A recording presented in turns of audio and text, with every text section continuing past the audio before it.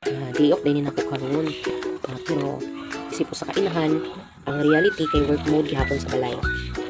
Alas 10 na dahil sa buntag, wala ba time na food, wala tayo reklamo kay ato ang maning gipili, wala man tayo maid, so isip inahan, kita ra gyud tanan lihok sa balay.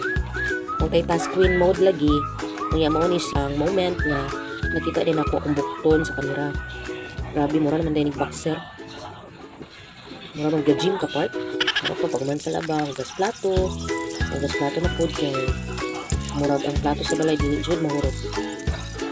Murag unlimited refill ba.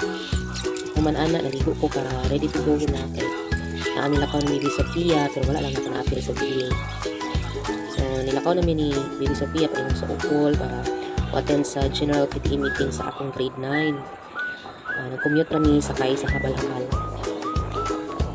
Habang nagbiyahe mi si Bibi Sofia, bisan katugo na siya pero naligaw na siya tanaw sa dalan. Mura bitag ka ng first time na turista.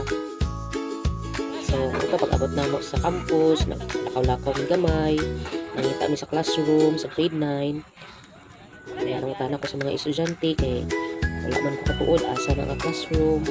Nandun na katuod ra gyud. Pero syempre Filipino time man ta, so nalit na gamay. Gamay ra gud. May galit kay halang time behave ko lang akong baby. Behave siya the whole time or the whole period sa meeting. Yan kay wala siya naghindak. Mura ra og naami sa daghang tao sa palibot. And then real talk din no.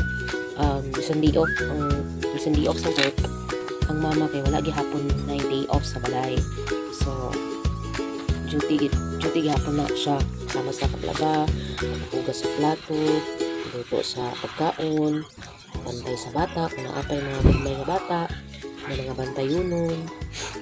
So ang pahulay, so walay pahulay gid ang mama sa tinuod lang. So muna nga kung mag-menu ka, ayaw lang gid na ang kilig o sweet moments. Una ako ang adlaw nga ikaw tanan laba, luto, limpyo, bantay bata og tanan trabaho sa balay kay ang kami niyo dili per me fairy tale.